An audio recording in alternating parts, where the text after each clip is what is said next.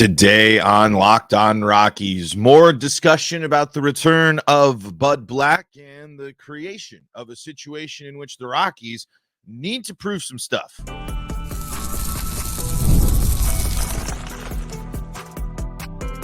You are Locked On Rockies, your daily Colorado Rockies podcast, part of the Locked On Podcast Network, your team every day. Rock on Rockies fans, welcome into the Locked On Rockies podcast for today, the 10th day of October in the year 2024. I am your host of the Locked On Rockies podcast, Paul Holden, bringing you your daily Colorado Rockies talk right here on the Locked On Podcast Network, where you can find your team every day. And if your team is the Colorado Rockies, guess what? You're in the right spot, because that's what we do around here each and every day. Free and streaming on your favorite streaming services and on the Locked On Rockies YouTube channel, where you can be part of the show. You can fire off your Rockies hot takes.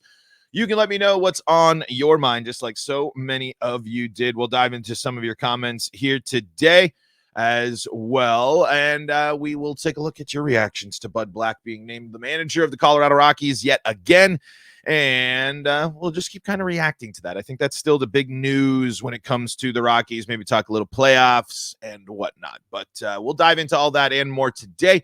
Before we do, got to let you know that today's episode is brought to you by FanDuel, and you can start the season with a big return on FanDuel. Place your first $5 bet, and you'll get started with $200 in bonus bets guaranteed. Visit FanDuel.com to get started. So I wanted to keep this conversation going, and I wanted to keep reacting to this news because I guess, here's the thing. Objectively, there are things that makes Bud Black a fine to decent manager. And I guess at the core of my frustration with this doesn't go back to just specifically Bud Black, because there is respect for Bud Black within the organization, not only from players, but from without the organization. There's a reason why they've continued to go with Bud Black, and that has to be because of his relationship with the players and their belief that he can get the pitching staff back to where it's going to go. But I touched on this a little bit. I think the plan for the Rockies is to look very similar to how they looked this year, and for them to just sit there and say that they're on the right track and they're going to confident. But I would like them to specifically point to an area in which they feel abundantly confident in that these moves were made and that they decided to stick with the coaches that were in place. I really do want to know more, and we're never going to learn more.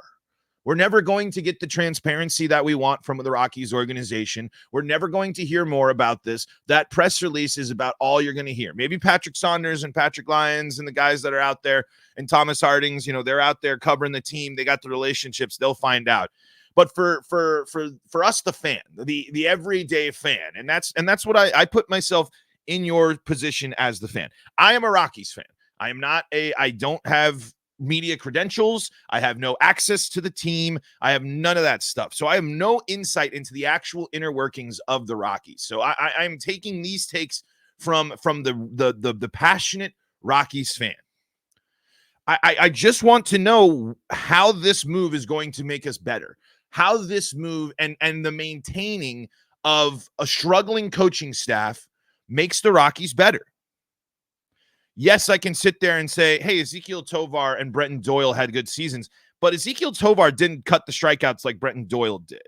The team didn't cut the strikeouts like Brenton Doyle did. Just Brenton Doyle had the full step forward that we need to see from all of the Rockies offense. Bam Bam Mullins has not been able to get Ryan McMahon to play a full, consistent 150 games. He has not been able to break the curse that has found Ryan McMahon and prevented him from playing solid, full stretches of baseball. And it doesn't help when Bud Black's getting in the way by consistently playing veteran players and taking away the playing time that the Rockies don't need. The Bud Black has to change part of his philosophy. He is not excused from the wave of change that still has to happen. Even if you're sticking with the same people, that doesn't negate the fact that this team needs to change.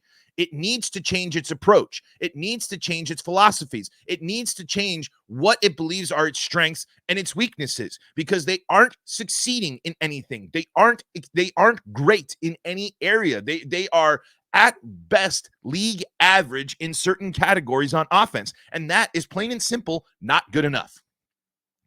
One of the biggest damning things against this coaching staff and Bud Black is this team has struggled at home 2 seasons in a row, and that is flat out plainly unacceptable.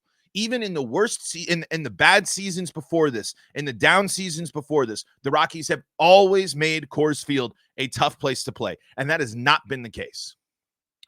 So when I see, okay, you're committing. Yes, you're bringing back the same guys. What are they going to do differently this year? You are bringing back the same coaching staff with the exception of a bullpen coach and an assistant hitting coach. What is going to be different? And why should Rockies fans have any expectations of things being different this year? Bringing back the same coaching staff, and by bringing them back, setting the tone for an offseason that probably will be boring, low activity, and a team sitting there saying, we got what we need, that's not going to be enough. I need to see innovation from Bud Black. I need to see innovation from Foster, from Mullins, from Momford, from the entire organization. And in a team that is desperate for innovation, a team that is desperate for fresh ideas, a team that is desperate for a breath of fresh air, you have chosen, again, another situation to not go down that path. Another offseason opportunity for the Rockies to debut and embark on something different, to try something new. They said no. Yet again, they valued what they have within the organization. I'll do one of the comments here because I'm going to read it from YouTube comments here. Jack here says, it had me wondering if they even interviewed anyone for the position. No, they did not. There's no possible way. The Rockies' mind was made up about bringing Bud Black back well before. They, again, just threw the smoke screen up of what they've done with the GM search, what they've done with the manager search, what they will do continually going forward. They will throw a smoke screen up and they will say, we're assessing all options. We're doing this. We're doing that. And I don't believe you. If you keep doing your assessments and it keeps just bringing you back to the people within your own organization and the people that have not had a track record of anything negative to say or any pushback against the higher ups in the organization, you are not evaluating all your options. There needs to be a clear explanation other than saying we're on the right track. Back-to-back 100-loss seasons with just a 2-game improvement and statistically at the bottom of a lot of categories and being one of the worst teams in baseball, mixed with all the bad history that you set last year, is not on the right track. Just pointing to Brenton Doyle and Ezekiel Tovar and be like, look at those guys. Look. Completely negates the fact that the corner and outfield spots are a mess. It completely negates the fact that you have 2 people that are crucial to your success that you continue to put in the middle of the order that aren't middle of the order guys in McMahon and Rogers. And it took you up until late in the season to start playing the guy that you've hailed as the next Todd Helton in Michael Toglia. And let's not forget that the fact that this team has to figure out what to do with Chris Bryant. So my point is, okay, the initial shock of the return of Bud Black is here. But what are you guys going to do differently as a team?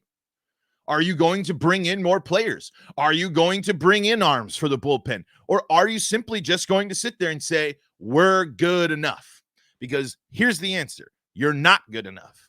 You're far from good enough. Your approach is behind. Your analytics departments are behind. Your coaching is behind. Your philosophies are behind. The only thing that the Rockies don't lag behind a lot of teams in baseball is attendance, but even that's dropping. So as Rockies fans, with this announcement, and after the last 2 seasons that they've experienced, real fans that have watched the game, what are we supposed to sit here and be abundantly confident about in this team going forward into next season? A handful of players, a young bullpen that hasn't proven more than just a month and a half worth of time. How excited are we to be? How confident are we really to be in the Rockies to make this, to take steps in the right direction? I don't sit there and take my takeaway from last year is not this team is on the right direction, is on the right step. My takeaways from last season are, yes, there are young players and things that'll be interesting down the line, but I am not confident in the Rockies to develop them. I am not confident in the Rockies building around exciting young players and bringing in talent to build around them when the team does start bubbling up with younger talent and when that younger talent gets more comfortable and confident in the major leagues. I'm not confident in this team fixing the rotation. This season, and with Bud Black specifically, this has to be the final go with this rotation and the final go with this pitching staff. Because these are Bud Black's guys. These are the people that Bud Black was brought in to help and enhance when it comes to Marquez and Freeland and Senza and Gomber. I'm not abundantly confident in the rotation. And I'm not abundantly confident in this team's ability to make me confident in that rotation. And I'll dive into that some more here coming up in segment number 2 of today's episode of Locked On Rockies. Before we do that, though, got to tell you about the folks that help make this show possible, and that includes PrizePicks. PrizePicks is the best place to get real money sports action. With over 10 million members and billions of dollars in awarded winnings, PrizePicks has made daily fantasy sports accessible to all. All you got to do, you pick more or less on at least 2 player stats for a shot to win up to 100 times your catch. It could be base hits, walks, strikeouts, stolen bases. You just pick the players and you pick more or less. No one's going to take that waiver wire pickup from you. No one's going to steal those sleeper picks that you had on your mind. PrizePicks, it's you against the numbers. PrizePicks invented the flex play, which means you can still cash out your lineup. If your lineup isn't perfect, you can double your money, even if one of your picks doesn't hit. Sign up today and get $50 instantly when you play $5. You don't even need to win the bonus to receive the $50 bonus. It's guaranteed. PrizePicks is also going to be putting those members first. So all withdrawals are fast, safe, and secure. When your picks hit, you can get your money in as quick as 15 minutes. Download the PrizePicks app today and use code LOCKEDONMLB to get $50 instantly after you play your first $5 lineup. That's code LOCKEDONMLB after downloading the PrizePicks app to get $50 instantly after you play your first $5 lineup. PrizePicks, run your game. We are also brought to you by Booking.com. Booking.yeah. Explore all the cities in the U.S. that you've wanted to. Learn about the postseason. Go check out the postseason. You could learn about the postseason. If you're a Rockies fan, you haven't had a lot of experience about the postseason. You can go learn about postseason baseball and experience it. And Booking.com has got you covered along the way with hotels, bed and breakfast, vacation rentals, resorts, and so much more. On Booking.com, you might just find your perfect stay, even in your baseball rival's city. Lucky for us, the cities you get to visit as Rockies fans and their rivals. Pretty nice. So, especially this time of year. With Booking.com's wide variety of choices across the U.S., you can go incognito wherever you need to go. Booking.com can help you find a stay that's close to the stadium or in the perfect neighborhood for you to enjoy wherever you go. The right stay can make you a fan of any U.S. city, even your baseball rivals. So check out all the options, everything that you need when you're booking your next trip at Booking.com. Booking.yeah. This is the Locked On Rockies podcast. We are free and streaming on your favorite streaming services, bringing you your daily Colorado Rockies talk right here on the Locked On Podcast Network, where you can find your team every day. And if your team is the Colorado Rockies, you're in the right spot, because that's what we do around here. We talk Rockies baseball, free and streaming on your favorite streaming services, bringing you all sorts of great Rockies breakdowns here. Still reacting to the manager news yesterday of Bud Black returning to the Colorado. Well, was it 2 days ago now? Of Bud Black returning to the position here. And I started leading into the break with, before we dive into anything, just a reminder, go check out our pal Sully for Locked On MLB for your second listen of the day, as well as, hey, if you want to stay up to date with the teams in the postseason, we got Locked On coverage of all of that good stuff. So don't miss out on any of that. And, so I was saying before, how am I, the confidence in the rotation, Here's how the pitching staff finished last year. Cal Quantrill, Austin Gomber, Kyle Freeland, Ryan Feltner, Antonio Senzatella. And let me start this by saying, I think one of the things that I will say that I'm impressed by, and one of the things that I probably does have to do with managing and with the confidence in Bud Black is Ryan Feltner was getting better. Ryan Feltner had a tough season, tough breaks, but towards the end got through it and was showing improvement along the way and was showing improvement through the season. And that I can't sit there and just solely say that's him. That's coaching. That's where you can sit there and say, all right, Bud Black is able to instill the confidence in his guy, a young guy who has struggled, especially at Coors Field. That I cannot take away from Bud Black. That's the type of stuff that we want to see. Yes, you can sit there and still be like, oh, Ryan Feltner, how did he finish the year? What are his numbers? What did he really do all that well? Well, the numbers aren't going to tell the whole story. The numbers aren't going to tell the fact that that Ryan Feltner bounced back after being completely winless and getting dominated at Coors Field, what felt like for the beginning of the season. 3-10 win-loss record, a 4.49 ERA over 162 innings pitched, 138 strikeouts with a whip of 1.34. But the good news for him is, as time went on, pitching got better for him. When you're looking at what Feltner was able to do, and you're looking at the stretches, his last 5 starts, he had a 1.78 ERA. He allowed only 6 earned runs in that time, 1 home run. He had 10 walks. That's a problem. And 23 strikeouts. But that's the improvement we needed to see, because that's bouncing back after an August in which he struggled. He's not fully consistent. You look at the full season, but you start seeing the little pieces there. So I to give the confidence, look at his numbers in June, look at his numbers in July, and look at his numbers in September. Really encouraging stuff. 2 out of the last 3 months of the season, Ryan Feltner was great and playing good teams in that stretch too. Milwaukee, the Mets, San Francisco. I know not a good team, but San Francisco, a team the Rockies have struggled against there.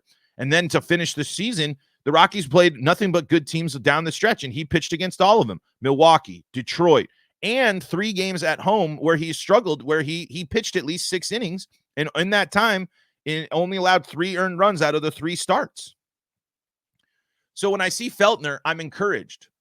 But can I sit here and say I'm abundantly confident that the approach of Bud Black is going to help Cal Quantrill finish stronger? No. Cal Quantrill fell off, folks. Fell off hard. Cal Quantrill finished May with a 1.71 ERA. He didn't even come close to that. The lowest ERA he had for the rest of the season in terms of months was in June at 4.26. He finished July with a 7.54 ERA, August a 5.4 ERA, and September a 9.58 ERA. This is a situation in which I discredit Bud Black. This is a situation in which, hey, it might have been physical or whatever, but what are you doing with him? What is your approach with him? What is your philosophy with him? Because that it's the same thing that it goes with Senza. It goes with Freeland. Okay, you're helping the young guy figure it out. You're helping the young guy go through and navigate returning from injury, returning from this, and getting basically his first full season of being in the rotation. But how are you making Cal Quantrill and Kyle Freeland better? We know how Kyle Freeland adjusted, but still, maybe with him, it's kind of come to a point where it's that. But with Cal Quantrill, how are you going to help? Like this, you need to be able to get your pitchers that you bring in able and prepared to handle a full season of pitching for the Colorado Rockies, whether it be conditioning, approach, pitch philosophy, pitch selection. These guys that my biggest concern with the rotation isn't some of the young guys and Bud Black's ability to work with them. It's his ability to get more out of the rotation that they currently have, because I don't believe the Rockies are going to make massive changes to the rotation. My guess is that Austin Gomber is going to go to the bullpen, and the Rockies are going to put German Marquez into the mix here. But now, German Marquez, another injury. Antonio Senzatella, injury prone. And overall, this starting rotation instills no fear in pitchers. So what is going to be the approach of the pitcher-focused manager and the pitching coach to get these players to go to the next level, to get Kyle Freeland to be able to be the consistent good Kyle Freeland that we saw at stretches this year, to be that leader that we need him to be? How are you going to help Austin Gomber continue to struggle the ups and downs, the highs and lows of his career in the Colorado Rockies? That's the big concern here. Bud Black is a pitching focused guy, and there's pitching focused people in this organization, but I'm not sitting here abundantly confident in the ability to develop and get more out of the current rotation. And I don't see the Rockies doing anything big and bringing in starting pitchers this offseason. It's unfortunate, but again, they're going to stick with Bud Black. They're going to stick with the guys they know, and they're going to tell us that they are confident. They are ready. They know what's going to work. So they have to prove it. Plain and simple, they're given another year. They're given another opportunity. And I said this last year, but I'll have to say it again. There is in no way, shape, or form that you can reward a bad pitching season by continuing to go with the pitching coaching that you have. The pitching was bad, guys. Really, really, really, really, really, really, really, really bad this year. Like, worst in baseball, bad. ERA, lack of strikeouts, walks, blown leads. The list goes on and on and on. There needs to be so much pressure on the pitching staff and pitching coaching to make them go to that next level or figure out what's going on, because they are easily the weakest part of the Rockies, and the offense ain't that far behind, honestly. So this staff has to prove it. And I cannot, this team has to start strong. This team has to, again, this team needs something new, but they aren't going to get it. So what are we going to get? I think it's reasonable to start setting your expectations set your expectations for the Rockies offseason to be like the last Rockies offseason. Set your expectations for the Rockies next year to be, to mirror this year. Expect us to be back on the road to 61 next year. That could change. It certainly can change. Absolutely. But my confidence is so low. And it's on this organization. It's on these coaches to change that. Because my fan confidence is continuing to sink. I'm sorry. While I understand and do believe that Bud Black has been a solid manager, has earned a spot within the Rockies and has that respect, it's again just goes back to the lack of change that the Rockies believe in, the lack of buying into doing something different because they think they themselves have it all figured out. And that's just being ignorant of the entire situation that the Rockies have found themselves in for the past few seasons.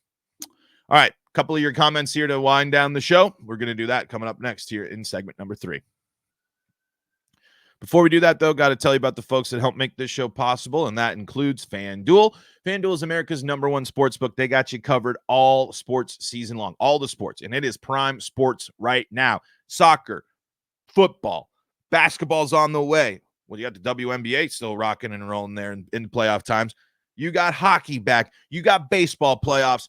FanDuel's got you covered for any of the sports action you're looking to get in on. When you get a hunch in the middle of a game, you can check out the latest stats, view live play-by-play, and so much more on the same page where you place your bets on America's #1 sportsbook, FanDuel. And right now, new customers, you're going to get started with $200 in bonus bets guaranteed when you place your first $5 bet. That's $200 in bonus bets guaranteed when you place your first $5 bet. That's all going down at FanDuel.com. FanDuel.com. Don't miss out on all the action. This is the Locked On Rockies podcast. We are your daily Colorado Rockies podcast, free and streaming on your favorite streaming services, bringing you your daily Colorado Rockies talk. How confident are you, Rockies fans? Does this bring any confidence? Does this lower your confidence? Judging just off a couple of YouTube comments here, not a ton of confidence here. Let's read some comments here. TK says, what an absolute joke. They bring back a manager that has done nothing in a long time. A manager that played Jay Cave as much as he did when we have young players to see. A manager that burned out bullpen arms. I'm ashamed of being a fan that continues to make decisions like this. Followed that up with, heading in the right direction. I would love to hear from fans on here why we should continue to support this team. Please give me a reason. I'm off base from being absolutely disgusted by the decision. Well, I can't change you there, but in terms of fandom's complicated, man. It's totally acceptable for people to not want to invest and spend their time focused on a team that isn't successful. It takes a lot of energy if you actually want to truly buy into fandom. It takes a lot of energy, and especially your money and time. The two most important things the fans give to or the most important part of the relationship between the fan and the sports team is the valuation of your time and money as the fan. And for diehard Rockies fans, the Rockies product itself, a beautiful night at Coors Field with the family in the middle of July ain't enough. It ain't valuable enough for your time and money. But I don't know, man. I don't think you give up. If you can't give up, and just unless you got other connections to another team, you want to buy it. Like, I don't know. You kind of got to be ride or die. And I always relate this, and why I think I can do this is because of when I was in college, and you've heard this story on the pod before, I'm sure. But when I was in college, I went to Ohio University, and I was going to college during the time when the Browns were abysmal. Like, beer companies saying we're going to give entire bars full of beer when they actually win their first game terrible. But every Sunday, large groups, not small groups, large groups of people in Browns gear, without fail, still checking it out. I think loyalty matters in sports, and it matters to and if it matters to you as the fan, you got to stick with it. But it's also okay for your interests to change. It's also okay for you to say, you know what, this team isn't doing it for me. This team isn't doing enough for me. It's okay for you to change your mind and go elsewhere. And the Rockies are seeing that. 2 straight years of attendance going down. Now, the attendance is still higher than other teams. The Rockies are still in a better spot than other teams, but the attendance numbers are trending down. Popularity for the Rockies is trending down, and that's a problem. Let's see. Reaper here says, well, their season isn't changing. LMAO. I mean, sooner or later, got to change the leadership to have a future. Then it's not about the players. I mean, look at the management in the current baseball playoffs. It's interesting take there about, good managers in the playoffs as well. And the Reds making an interesting move as well when it comes to manager. FNL Aviator says, a few days before we got this news, in my mind, I asked myself what the Rockies were going to do to show that they are taking accountability for the 100 losses. Most clubs at the end fire the managers. Even the Rockies fired Clint Hurdle in 2009 at the start of the horrible start in the first few months. I even was like, if this was the Yankees making decisions, Bud Black would be gone already. Now that said, I had this conflict. Man, Bud Black needs to go. But man, Bud Black is a good manager on a bad roster. Bud Black, if he goes to a team closer to the playoffs or, say, an assistant like Weiss, I think we can guarantee he will make them better. But that said, we need to send a message. That said, another guy who also normally would be in the hot seat, the GM. Most accountability comes from top down. We all know that owner Momford isn't doing anything to say what I have allowed isn't acceptable, but he has historically been fine with firing GMs or letting them leave mutually after a bad season. Granted, that's usually after a forced situation. Dick had to fire Bridich to save face with Arenado and his other choices, and mostly fan discuss. Dick had to fire O'Dowd after the 2012-2014 bad seasons. The managers were fired for less. So here's my question. Why hasn't even GM Bill Schmidt not been fired for either continuing the bad trend, seeing Bud Black come back? Then my thing is, who is getting fired? Coaching assistants, your GM, front office, pitching or hitting coaches? It's troubling me that Black is back, but more importantly, it's not just Black, it's the others. So that's I'm with you. I mean, that it sets the stage there. The other teams wouldn't do what the Rockies are doing, but other teams aren't in the position that the Rockies are in. That is certainly the case because, yeah, we've talked about a lot. Teams need to be there. Texas Danger, MLB needs to investigate this team unless they're in place just as a punching bag for the California teams. Yeah, well, there you go. D Goats says, who else would take this manager job on 1-year deals? In my opinion, it's not about lack of accountability, but who's willing to work for this ownership group under these circumstances? See, I just don't think that I think, yes, for pitchers and pitching focused people, yes, that you look at the Rockies and you're put off by it.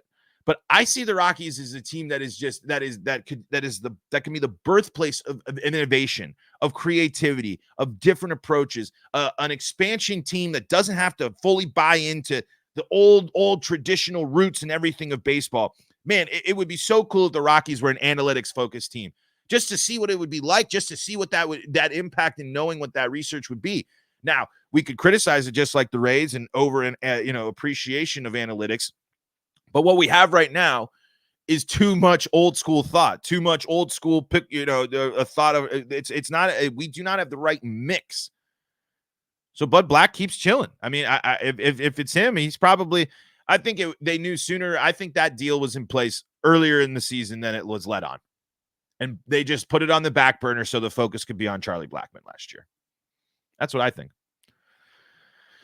There was plenty more comments I didn't get to, so sorry for those that I didn't get to, but we are out of time. Keep letting me know what's on your mind with the Rockies here. We got a Friday episode coming up tomorrow.